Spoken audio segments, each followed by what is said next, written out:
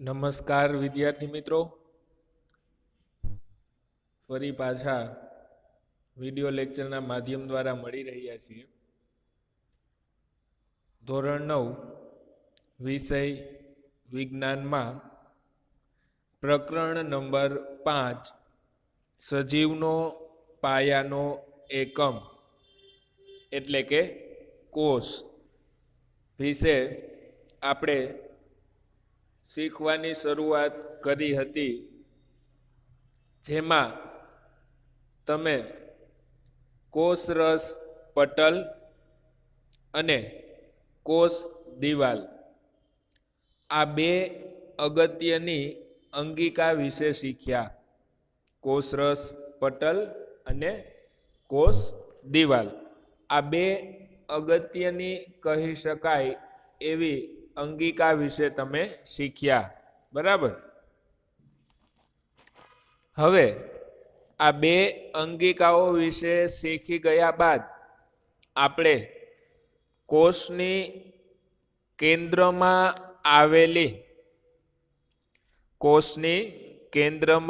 આવેલી મહત્વની અંગિકા એટલે કે કોષ કેન્દ્ર વિશે અભ્યાસ કરીશું. અગાઉના લેક્ચરમાં તમે શીખ્યા હતા કે નવા કોષ હંમેશા પૂર્વ અસ્તિત્વ ધરાવતા કોષમાંથી જ બને છે. એટલે કે નવા કોષ છે એ જૂના કોષનું વિભાજન થવાથી એટલે કે જૂના કોષના ભાગ પડવાથી બનતા હોય છે. તો જ્યારે કોષના ભાગ પડે એટલે કે કોષનું વિભાજન થાય એટલે થાય એવું કે એક કોષ હોય ને એ કોષ તૂટે અને એ કોષમાંથી બે કોષ બને.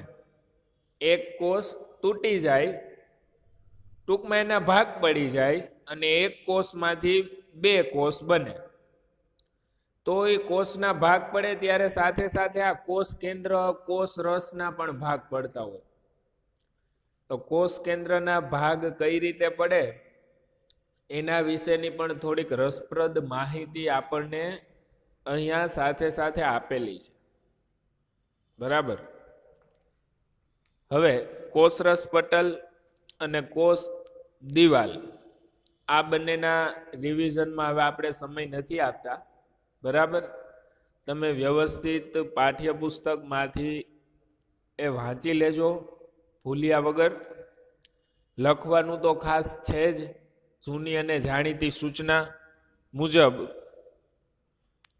જેટલું પણ આપણે શીખીએ છીએ એ અચૂકપણે લેસનમાં આપવામાં આવે કે ન આવે 2 થી 3 વખત વ્યવસ્થિત સારા અક્ષરે લખીશું જ.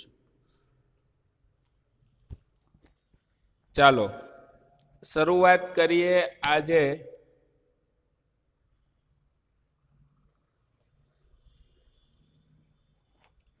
કોષના મહત્વના ઘટક કોષ કેન્દ્ર વિશે શીખવાની. કોષ કેન્દ્રનું ઇંગ્લિશ છે ન્યુક્લિયસ. ન્યુક્લિયસ એટલે જનરલી તો કેન્દ્ર થાય, પણ કોષ કેન્દ્ર માટે પણ ન્યુક્લિયસ લખેલું છે. સેલ ન્યુક્લિયસ કહો કે ન્યુક્લિયસ, કોષ કેન્દ્ર જ ગણાશે. આપણે કરેલ ડુંગળીના પટલનું જે ઉપરની છાલ આપણે પ્લાસ્ટિક જેવી ઉતારી હતી તે ડુંગળીના પટલનું હંગામી આસ્થાપન યાદ છે. છાલ પર આયોડિનનું દ્રાવણ મૂકેલું શા માટે? તો એ સમયે મેં તમને કીધેલું વિદ્યાર્થી મિત્રો કે શા માટે ત્યાં આયોડિનનું ટીપું મૂકવામાં આવે, જેથી કરી અને તમને જે કોષ દેખાઈ રહ્યા છે એ રંગીન દેખાય. કોષનો ભાગ તમને રંગીન દેખાય એટલા માટે થઈ અને આયોડીનનું ટીપું મૂકવામાં આવે છે. નહીતર રંગીન ભાગ ન દેખાતો હોય, બરાબર, તો બધું બ્લેક એન્ડ વ્હાઈટ જેવું થઈ જાય, અવલોકન યોગ્ય રીતે કરી ન શકીએ. રંગીન ભાગ હોય તો અવલોકન વધારે સારી રીતે થઈ શકે. જ્યારે આપણે ડુંગળીના પટલ પર આયોડીનનું ટીપું મૂક્યા વિના જોઈએ તો પ્રયત્ન કરો અને તફાવત જુઓ. આયોડીનનું ટીપું મૂકશો એટલે દરેક કોષ છે એ રંગીન તમને જોવા મળશે. આયોડીનનું ટીપું મૂકવા પાછળનું આ જ આશય, આ જ કારણ છે. જ્યારે આપણે પટલ પર આયોડીનનું દ્રાવણ મૂકીએ તો શું દરેક કોષ રંગ પ્રાપ્ત કરે છે? હા, દરેક કોષ રંગ પ્રાપ્ત કરશે. તેઓના રાસાયણિક બંધારણના અનુસાર કોષની વાત કરી છે કે કોષના રાસાયણિક બંધારણના અનુસાર કોષોના ભિન્ન પ્રદેશોમાં રંગની ભિન્નતા પ્રાપ્ત થાય છે. એટલે કે જુદા જુદા ભાગમાં રંગ જુદો જુદો હોય. ક્યાંક રંગ ઘાટો હોય તો ક્યાંક રંગ આછો હોય. આયોડીનનું જે ટીપું મૂકો છો એના લીધે કોષના અમુક ભાગનો રંગ આછો હોય તો અમુક ભાગનો રંગ ઘાટો હોય. આયોડીનના દ્રાવણના સ્થાને આપણે સેફ્રેનિનનું દ્રાવણ કે મિથિલિન બ્લ્યુના દ્રાવણનો ઉપયોગ કરીને પણ કોષોને અભિરંજિત એટલે કે રંગ કરવો. બરાબર, અહીંયા આપણે સૌ સિમ્પલ મતલબ લઈ લઈએ કે આપણે શા માટે આયોડીનનું ટીપું મૂકતા હતા? જેથી કોષ રંગીન બને. તો જે વસ્તુનું નિરીક્ષણ કરવાનું છે એને રંગીન બનાવી એટલે અભિરંજિત કરવું. અભિરંજિત કરી શકીએ છીએ. એટલે અહીંયા તમને ઓપ્શન પણ આપેલા છે કે આયોડીનનું દ્રાવણ હાજરમાં ન હોય અને કોષનું તમે નિરીક્ષણ કરતા હોય, અવલોકન કરતા હોય તો એવા સમયે તમે આયોડીનની બદલે સેફ્રેનિનનું દ્રાવણ અથવા મિથિલિન બ્લ્યુના દ્રાવણનો પણ ઉપયોગ કરી શકો છો. આપણે ડુંગળીમાંના કોષને અવલોકિત કર્યા હતા, જોયા હતા. ચાલો હવે આપણે શરીરના કોષોને અવલોકિત કરીએ. તો તમે અગાઉના ધોરણોમાં વિદ્યાર્થી મિત્રો ડુંગળીના કોષ કેવા દેખાય છે એ જ નહીં, પરંતુ આપણા ગાલના કોષ કેવા દેખાય છે એ વિશે પણ આકૃતિ દોરી ગયા છો. ઉપરાંત એના વિશે થોડું ઘણું શીખ્યા પણ છો. તો અહીંયા ફરી પાછી પ્રવૃત્તિ નંબર 5.7 જે છે એ જ બાબત રિપીટ કરે છે. બરાબર, જોઈએ આપણે. કાચની એક સ્લાઇડ લો. તો તમને ખ્યાલ છે કે સ્લાઇડ આપણે કોષનું અવલોકન કરવાનું હોય ને ત્યારે માઇક્રોસ્કોપમાં જોવા માટે કોષને સ્લાઇડ ઉપર મૂકવા પડશે. લંબચોરસ કાચની પટ્ટી હોય એ સ્લાઇડ, તેના પર એક ટીપું પાણી લો. પાણી એટલા માટે કે જેથી કોષો છે એ લાંબા સમય સુધી ચીમડાય નહીં, તાજા રહીએ. બરાબર, આઈસ્ક્રીમની ચમચીનો ઉપયોગ કરીને હલકા હાથે ગાલની અંદરની સપાટીમાં તેને ઘસો અને ચમચી પર કોઈ પદાર્થ મળે છે આવું પૂછ્યું છે. હલકા હાથે જ્યારે ગાલની સપાટી પર આ ચમચી ઘસવામાં આવશે એટલે ચમચી પર એક પ્રવાહી જેવો પદાર્થ પ્રાપ્ત થશે. સોયની મદદથી આ દ્રવ્યને કે પદાર્થને તૈયાર કરેલી કાચની સ્લાઇડ ઉપર એક સરખી રીતે મૂકો. સોય છે એટલે સોયને તમે ફેરવી શકો સરળતાથી આંગળી અને અંગૂઠા વચ્ચે રાખીને. એટલે એક સરખી રીતે સ્લાઇડ ઉપર સોયની મદદથી સરળતાથી મૂકી શકાશે. તેને અભિરંજિત કરવા માટે હવે વિદ્યાર્થી મિત્રો અહીંયા ફરી પાછું કોષને રંગ મળે એટલા માટે થઈને એને અભિરંજિત કરવાની વાત છે. તો તમને ખ્યાલ છે હવે કે અભિરંજિત કરવા માટે આપણી પાસે 3 પદાર્થો માનો કોઈ પણ પદાર્થ ઉપલબ્ધ હશે તો ચાલશે. આયોડિન, સેફ્રેનિન અને મિથિલિન બ્લુ. તો અહીંયા જુઓ શેનો ઉપયોગ કર્યો છે. તેને અભિરંજિત કરવા માટે તેના પર મિથિલિન બ્લુનું એક ટીપું મૂકી દો. હવે સ્લાઇડ સૂક્ષ્મદર્શક યંત્ર નીચે અવલોકન માટે તૈયાર છે, પણ તેના ઉપર કવર સ્લિપ મૂકવાનું ભૂલતા નહીં. સ્લાઇડને સીધી જ સૂક્ષ્મદર્શક યંત્રની નીચે નથી મૂકી દેવાની. સ્લાઇડ તૈયાર થઈ ગઈ હોય પછી એના ઉપર કવર સ્લિપ તરીકે શું મૂકવાનું તો કે બીજી સ્લાઇડ મૂકવાની. એટલે કોષ છે ને તમારો છે એ 2 સ્લાઇડની વચ્ચે આવી જશે. આપણે શું અવલોકન કરીશું? આપણને કોષોનો આકાર કેવો દેખાય છે અવલોકન પત્ર પર તેની આકૃતિ દોરો. તો ગાલના જે કોષો છે એને તમારે ગૂગલની અંદર સર્ચ કરી અને ગાલના કોષ કેવા દેખાય છે એના ઇમેજીસ જોવાના છે. એમાં સિમ્પલ ઇમેજીસ પણ હશે, જેવી રીતે તમે ડુંગળીના કોષની ઇમેજ જોઈ હતી જે આપણા પાઠ્યપુસ્તકમાં આપેલી જ હતી, બરાબર? તો એવી ઇમેજીસ તમને ગૂગલ ઉપરથી જોવા મળશે. એમાંથી સિમ્પલ ઇમેજીસ ડુંગળીના કોષની જેવી હતી એવી ઇમેજીસ તમને મળશે. એમાંથી ગમે એકને તમારે તમારી રફબુકમાં આકૃતિ તરીકે દોરવાની છે, જેથી તમને ખ્યાલ આવી જશે કે ગાલના કોષોનું સૂક્ષ્મદર્શક યંત્ર વડે જ્યારે નિરીક્ષણ કરવામાં આવે ત્યારે તે કેવા દેખાય છે, બરાબર? હવે આગળ તમે આકૃતિ દોરી ત્યારબાદ જો આ વિડીયો જુઓ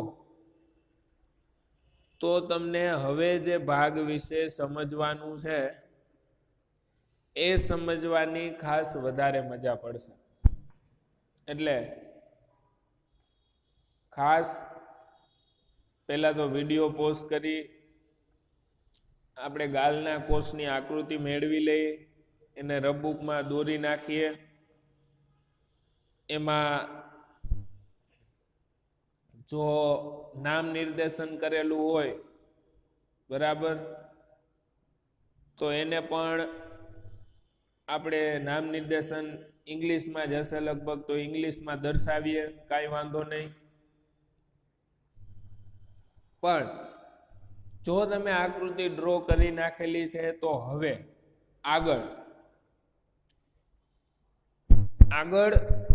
આપણને પ્રવૃત્તિમાં પ્રશ્ન પૂછ્યો છે કે શું તે ઘેરો રંગ ધરાવતી ગોળાકાર કે અંડાકાર રચના છે? તો વિદ્યાર્થી મિત્રો અહીંયા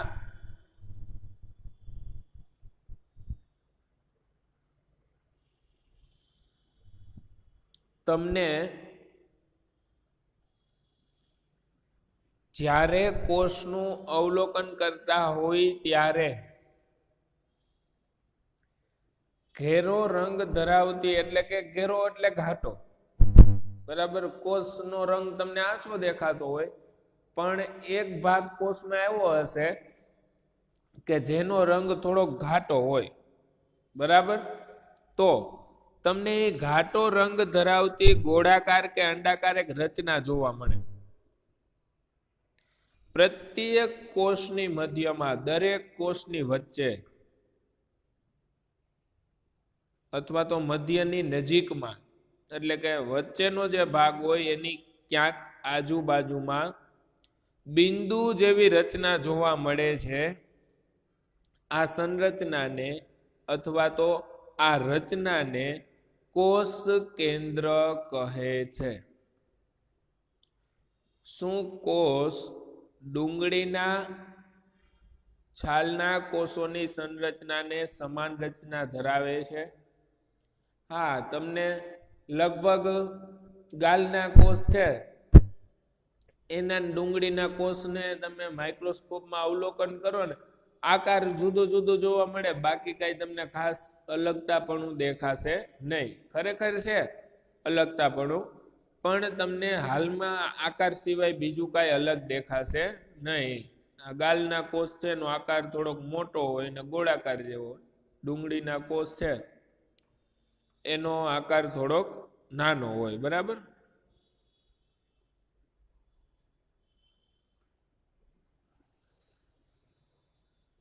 હવે તો કે કોષ કેન્દ્ર દ્વિસ્તરીય આવરણ ધરાવે છે. દ્વિસ્તર એટલે બે પડ. કોષ કેન્દ્રનું જે આવરણ એટલે કે કોષ કેન્દ્રની જે દિવાલ હોય, કોષની વાત નથી વિદ્યાર્થી મિત્રો, કોષ કેન્દ્રની વાત છે, કે કોષ કેન્દ્રની જે દિવાલ હોય એ બે પડ એટલે કે દ્વિસ્તર વાળી હોય, બરાબર. તેને કોષ કેન્દ્ર પટલ કહે છે. જેમ આપણે કોષની સૌથી બહારનું આવરણ જેને કોષ રસ પટલ કીધું હતું, બરાબર. એવી રીતે કોષ કેન્દ્રનું સૌથી બહારનું આવરણ તો એને કહેવાય કોષ કેન્દ્ર પટલ. ટૂંકમાં કોષ કેન્દ્રની દિવાલ.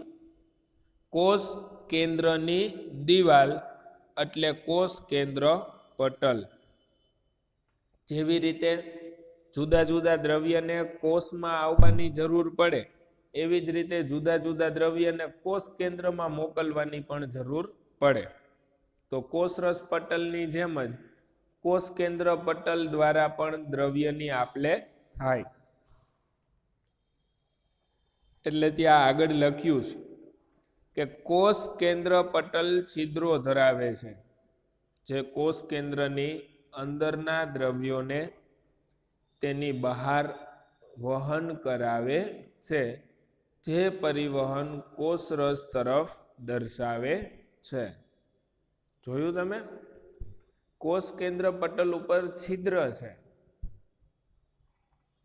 કાણા કાણા વાળી રચના છે કોષ કેન્દ્ર પટલ, એટલે કે કોષ કેન્દ્રની બહારની દિવાલ. અને એ દિવાલ જે છે એ દિવાલ કોષ કેન્દ્રની અંદરના દ્રવ્યને બહારની તરફ મોકલે છે. તો કોષ કેન્દ્રમાંથી બહાર આવે એટલે કોષ રસ હોય, એટલે એમાં લખ્યું છે કોષ કેન્દ્રની અંદરના દ્રવ્યને તેની બહાર એટલે કે કોષ રસ તરફ વહન કરાવે છે, જે આગળના વાક્યમાં પૂરું થાય છે કે જે પરિવહન કોષરસ તરફ દર્શાવે છે, બરાબર. હવે વિદ્યાર્થી મિત્રો, જ્યારે કોષનું વિભાજન થાય એટલે કે કોષના ભાગ પડે ત્યારે મહત્વની બાબત છે કે કોષમાં રહેલા કોષ કેન્દ્રના પણ ભાગ યોગ્ય રીતે પડતા હોય. તો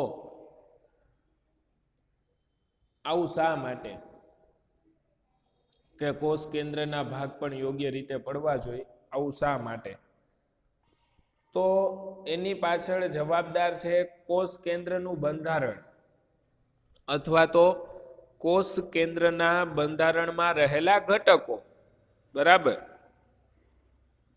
તો ખાસ પેલી જે લીટી છે અંડરલાઈન કરીશું કે કોષ કેન્દ્ર રંગસૂત્રો ધરાવે છે.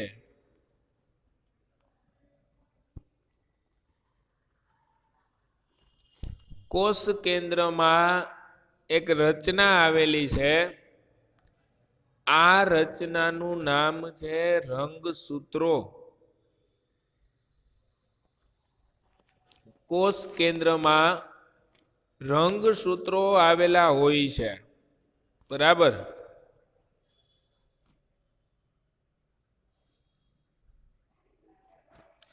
આ રંગસૂત્રો માત્ર કોષ વિભાજન એટલે કે જ્યારે કોષના ભાગ પડે એને કહેવાય કોષ વિભાજન.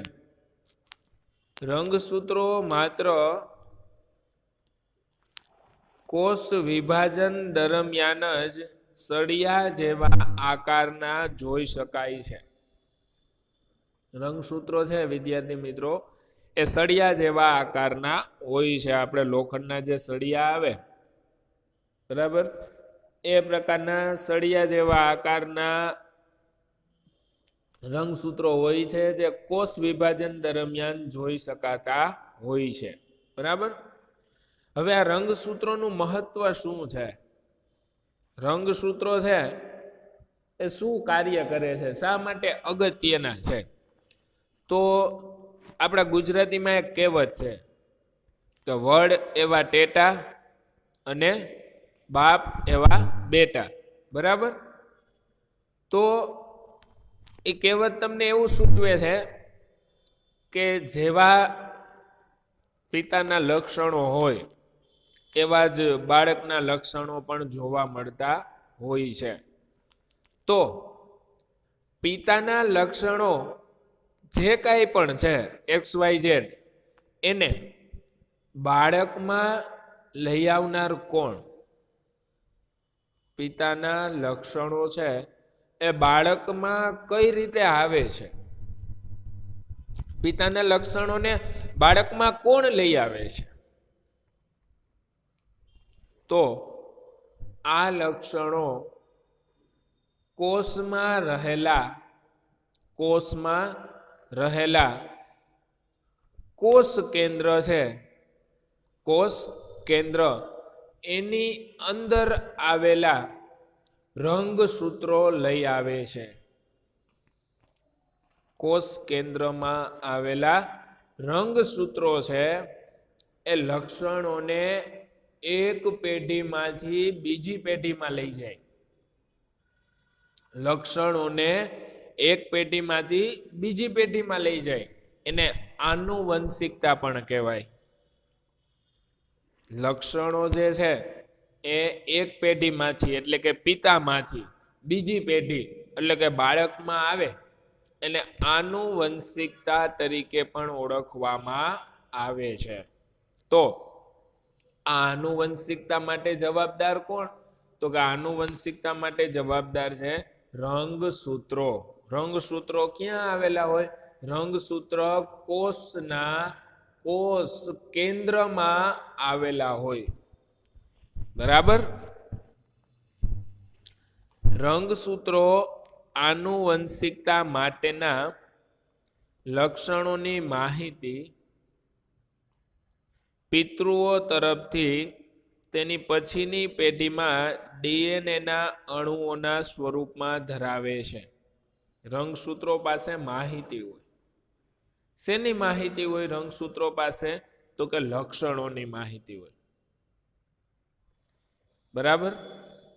તો લક્ષણોની માહિતી કયા સ્વરૂપે હોય? તો કે લક્ષણોની માહિતી DNA સ્વરૂપે હોય છે. બરાબર. વ્યક્તિના લક્ષણો જેમ કે નાની આંખ હોવી કે મોટી આંખ હોવી. બરાબર. આંખનો ડોળો નાનો હોવો કે આંખનો ડોળો મોટો હોવો આ એક પ્રકારનું લક્ષણ કહેવાય. તો એ લક્ષણ જે કઈ છે એ લક્ષણની માહિતી રંગસૂત્ર પાસે હોય અને રંગસૂત્ર પાસે કયા સ્વરૂપમાં માહિતી હોય તો કે ડીએનએ ના સ્વરૂપમાં. ડીએનએ છે ને એ તમે જેવી રીતે જાણો છો કે પાણી છે, પાણી એ એક અણુ છે, બરાબર? પાણી એક અણુ છે, H2O, બરાબર છે? એવી જ રીતે ડીએનએ પણ એક અણુ છે. જેમ પાણી છે એ હાઇડ્રોજન અને ઓક્સિજનનો બનેલો અણુ છે, એમાં ડીએનએ છે એ કાર્બન, નાઇટ્રોજન, હાઇડ્રોજન, ઓક્સિજન એવા તત્વથી બનેલો એક અણુ છે, બરાબર? એટલે ડીએનએ નામ સાંભળી કોઈ ગભરાવાની જરૂર નથી, ચિંતા કરવાની જરૂર નથી કે આ શું આવી ગયું, આ શું કહેવા માંગે છે. ડીએનએ પણ એક રાસાયણિક અણુ છે, પાણીના અણુની જેમ જ. તો રંગસૂત્રો પાસે માહિતી હોય એ સાચું, પણ કયા સ્વરૂપમાં હોય તો કે રંગસૂત્રો પાસે આનુવંશિકતાની માહિતી ડીએનએના અણુના સ્વરૂપે હોય છે, બરાબર? તમને ડીએનએ નું ફૂલ ફોર્મ આપ્યું છે, શોર્ટ ક્વેશ્ચન માટે ખાસ અગત્યનું છે, પરીક્ષામાં પૂછાતું હોય છે.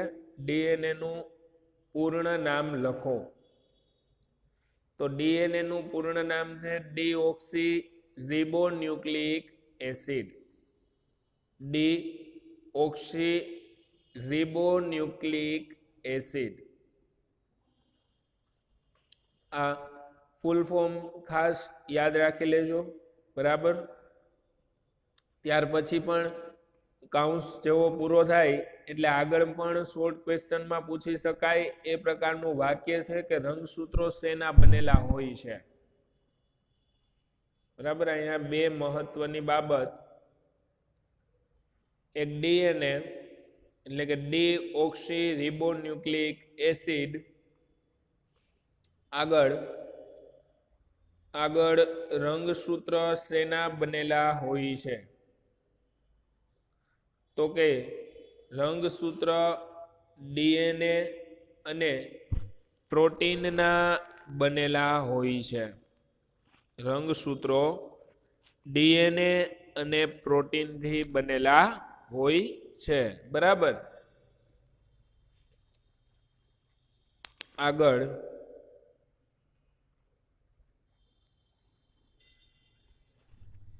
ડીએનએ અણુઓ કોષના બંધારણ અને કોષના આયોજન. બંધારણ અને આયોજન અહીંયા આપણા માટે કઈ ખાસ અલગ નથી, બરાબર? એટલે તમે એમ પણ કહી શકો કે ડીએનએ અણુઓ કોષના આયોજન માટેની અથવા તો કોષના બંધારણ માટેની આવશ્યક એટલે કે જરૂરી માહિતી ધરાવે છે, બરાબર? આપણે ફરીથી એક વખત કહી દઉં કે કોષ કેન્દ્ર છે એની અંદર રંગસૂત્ર હોય. રંગસૂત્રો છે એની પાસે ડીએનએ ના સ્વરૂપમાં માહિતી હોય, બરાબર? ડીએનએ પાસે કઈ માહિતી છે તો કે કોષનું બંધારણ અથવા તો કોષના આયોજનની માહિતી છે. ત્યાર પછી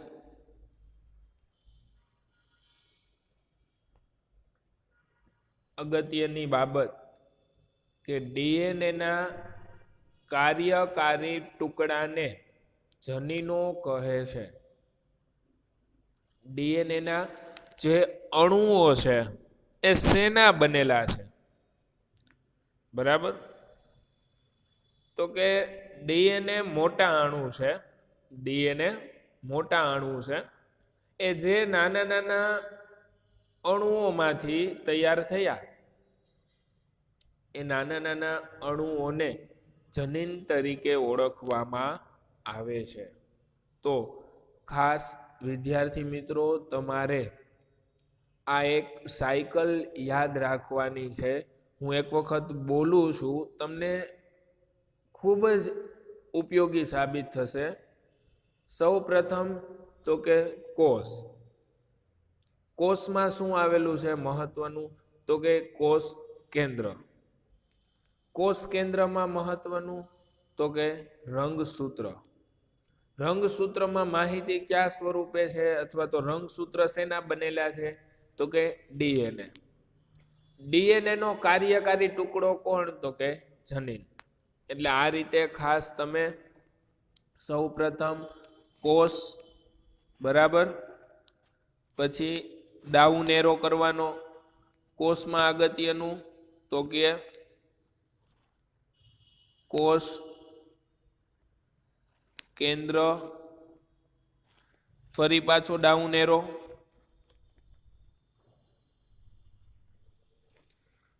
ડાઉન એરો થયો કોષ કેન્દ્ર, પછી કોષ કેન્દ્રમાં અગત્યનું કોણ તો કે રંગસૂત્ર બરાબર. પછી રંગસૂત્રમાં અગત્યનું તો ડાઉન એરો કરવાનો, રંગસૂત્ર પછી ડાઉન એરો, પછી ડીએનએ, ડીએનએ પછી ડાઉન એરો જનીન. ઓકે, તો મૂળ વાત જનીન ઉપર આવી. તો બાળકને જે પિતા જેવા લક્ષણો મળે ને વિદ્યાર્થી મિત્રો, એ આ જનીનોના કારણે મળતા હોય છે બરાબર. કોષ વિભાજન ન થતું હોય ત્યારે ડીએનએ રંગસૂત્રીય દ્રવ્ય, તમે આ શબ્દ ચેન્જ કરી લેજો. જે આ રંગસૂત્રીય દ્રવ્ય લખ્યું છે ને ત્યાં માત્ર રંગસૂત્ર બરાબર. કારણ કે હમણાં જ આપણે ભણ્યા કે આપણને રંગસૂત્ર ક્યારે જોવા મળે તો કે રંગસૂત્ર છે ને સર એ સળિયા જેવા આકારના હોય ને કોષનું વિભાજન થતું હોય ને ત્યારે જ જોવા મળે બરાબર. તો એની વસ્તુ અહીંયા ફરીથી લખેલી છે પણ થોડાક શબ્દ ફરી ગયા છે, ચેન્જ થઈ ગયા છે. કોષ વિભાજન ન થતું હોય ત્યારે ડીએનએ રંગસૂત્રીય દ્રવ્યના ભાગ સ્વરૂપે હોય છે. એટલે કે ડીએનએ રંગસૂત્રના ભાગ સ્વરૂપે જ હોય છે. આ રંગસૂત્ર દોરીના જથ્થા એટલે કે સળિયા જેવી રચના ધરાવે છે. પછી જ્યારે કોષ વિભાજન તરફ આગળ વધે ત્યારે આ જે રંગસૂત્રીય દ્રવ્ય હતું એ રંગસૂત્રોમાં ફેરવાઈ જાય છે. તો વિદ્યાર્થી મિત્રો, હવે આપણે રંગસૂત્રીય દ્રવ્ય અને રંગસૂત્રમાં કોઈ ફેર રાખ્યો જ નથી બરાબર. હમણાં જ આપણે એમ કીધું કે રંગસૂત્રીય દ્રવ્ય લખો કે રંગસૂત્ર લખો, આપણા માટે કાંઈ અલગ નથી. પણ હકીકત એવી છે કે રંગસૂત્રો ક્યારે નિર્માણ પામે જ્યારે કોષનું વિભાજન થતું હોય ને ત્યારે જ. પણ તો ત્યાં સુધી શું હોય? ત્યાં સુધી હોય રંગસૂત્રીય દ્રવ્ય. જ્યારે કોષનું વિભાજન થાય એટલે કે એક કોષમાંથી ભાગ પડીને બે કોષ બનવાના હોય ત્યારે રંગસૂત્રીય દ્રવ્ય છે એમાંથી રંગસૂત્ર બનતા હોય બરાબર. પણ તમે એમ રાખો કે જ્યારે કોષનું વિભાજન થાય ને ત્યારે આપણને રંગસૂત્ર જોવા મળે છે. આવું યાદ રાખો તો આ વાક્ય છે એ પાઠ્યપુસ્તકમાંથી કાઢી નાખવાનું થાય કે જ્યારે કોષ વિભાજન તરફ આગળ વધે ત્યારે રંગસૂત્રીય દ્રવ્ય રંગસૂત્રમાં પરિણમે છે બરાબર. હવે આગળ કોષીય પ્રજનનમાં, પ્રજનન એટલે કોષના ભાગ પડવા, કોષનું બહુગુણન થવું.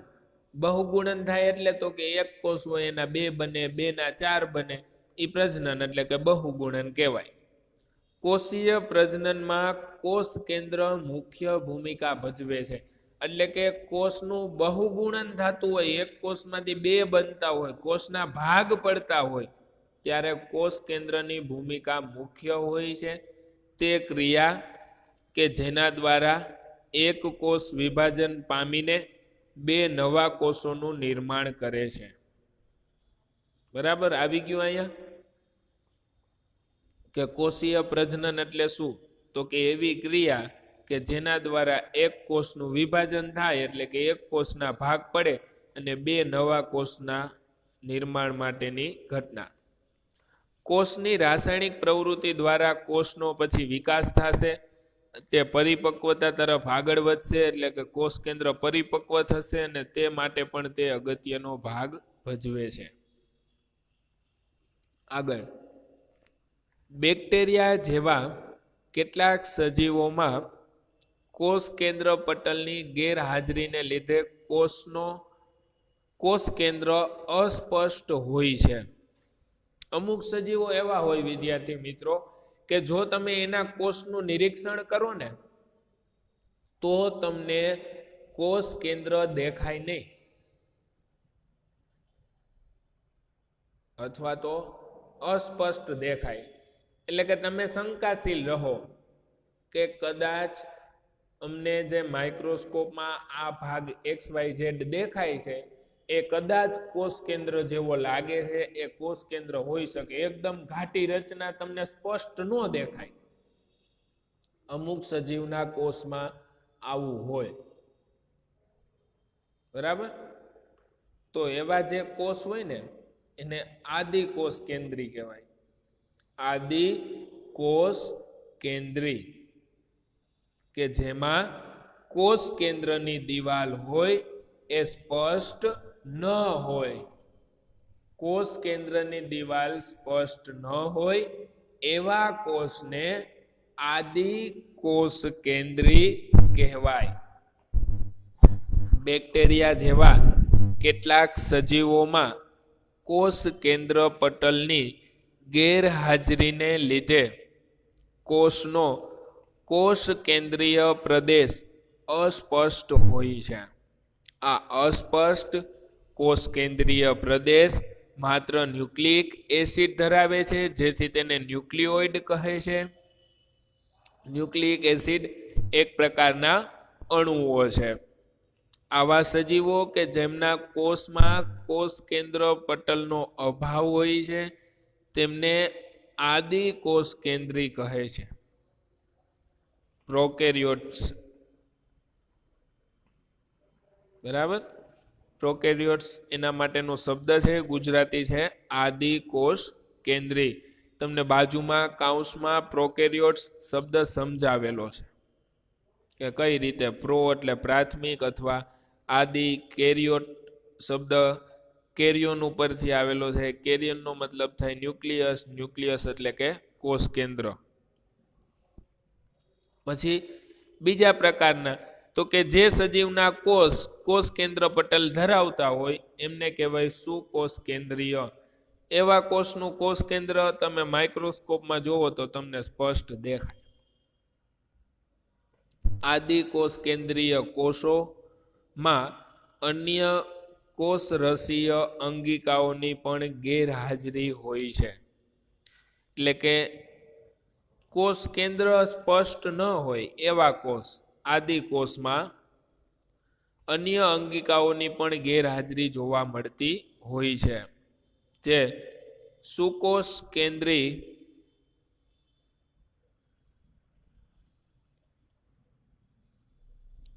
પણ એવી અંગિકા કે જે સુકોષ કેન્દ્રી કોષોમાં આવેલી હોય છે, બરાબર. આવી અંગિકાઓના ઘણા બધા કાર્યો કોષરસીય ભાગ દ્વારા અસ્પષ્ટ રીતે આયોજિત થતા હોય છે. તો હવે આપણને પ્રશ્ન થાય વિદ્યાર્થી મિત્રો કે સર તમે કહેતા હતા કે કોષના જે કાંઈ પણ કાર્યો હોય ને એ અંગિકા દ્વારા થાય. તો હવે એવો કોષ કે જેનું કોષ કેન્દ્ર સ્પષ્ટ નથી, કારણ કે કોષ કેન્દ્ર પટલ જ નથી એટલે કોષ કેન્દ્ર સ્પષ્ટ દેખાય નહીં. કોષ કેન્દ્ર ફરતેની દિવાલ જ ન હોય એટલે આપણને ખબર ન પડે કયું કોષ કેન્દ્ર છે. તો એવો જે કોષ હોય એ કોષમાં અંગિકાઓ પણ ન હોય, તો એ અંગિકાના કાર્યો કરશે કોણ? તો અંગિકા નથી, તો હવે જે છે એ એના કાર્યો કરશે. એમાં કોષરસ તો છે, એટલે કોષના જે કાંઈ કાર્ય હોય ને આવા આદિ કોષની અંદર કોષના જે કાંઈ કાર્ય હોય એ કાર્ય આ કોષરસીય ભાગ એટલે કે કોષરસ દ્વારા અસ્પષ્ટ રીતે થતા હોય છે, બરાબર. દાખલા તરીકે તમને ઉદાહરણ આપ્યું છે કે પ્રકાશ સંશ્લેષી આદિકોષ કેન્દ્રી બેક્ટેરિયા. વિદ્યાર્થી મિત્રો, પ્રકાશ સંશ્લેષી એટલે એવા કે જે પોતાના ખોરાકનું નિર્માણ જાતે કરતા હોય એવા બેક્ટેરિયા, એને કહેવાય પ્રકાશ સંશ્લેષી બેક્ટેરિયા. હવે એવા બેક્ટેરિયા જો આદિકોષ કેન્દ્રી હોય તો એનું ક્લોરોફિલ ક્યાં હોય? આપણે વાત થઈ હતી અગાઉ કે પ્રકાશ સંશ્લેષણ દ્વારા સજીવો પોતાના ખોરાકનું નિર્માણ કરી શકે, પણ એના માટે ક્લોરોફિલ નામના દ્રવ્યની આવશ્યકતા રહે. ક્લોરોફિલ એટલે હરિત દ્રવ્ય. તો આ આદિકોષ કેન્દ્રી કોષ હોય એમાં હરિત દ્રવ્ય ક્યાં હોય? ખાસ યાદ રાખી લેજો, કોષરસીય પટલની પુટ્ટિકાઓ સાથે સંકળાયેલ હોય છે. પુટ્ટિકા એટલે નાની નાની ઈંડા જેવી રચના. કોષરસ પટલ જે હોય કોષનું, એમાં નાની નાની ઈંડા જેવી રચના હોય ને, એની અંદર ક્લોરોફિલ હોય. બરાબર? શેમાં? તો કે આદિકોષ કેન્દ્રી બેક્ટેરિયા જે છે ને એમાં. પરંતુ સુકોષ કેન્દ્ર કોષોની જેમ રંજક કણોમાં ક્લોરોફિલ હોતું નથી. એમાં રંજક કણ હશે જ નહીં, એટલે રંજક કણમાં ક્લોરોફિલ હોવાની કોઈ વાત જ આદિકોષ કેન્દ્રીમાં આવે નહીં. પણ સુકોષ કેન્દ્રીમાં રંજક કણો હોય. સુકોષ કેન્દ્રીમાં રંજક કણો હોય. એટલે સુકોષ કેન્દ્રીનું ક્લોરોફિલ ક્યાં હોય? તો કે રંજક કણોમાં. આદિકોષ કેન્દ્રીનું ક્લોરોફિલ ક્યાં હોય? તો કે કોષરસ પટલની પુટ્ટિકામાં. ચાલો વિદ્યાર્થી મિત્રો, અહીંયા ખૂબ જ અગત્યની આકૃતિ પણ આપેલી છે. આ જે તમને આકૃતિ દેખાય છે એ આદિકોષ કેન્દ્રી બેક્ટેરિયાની છે.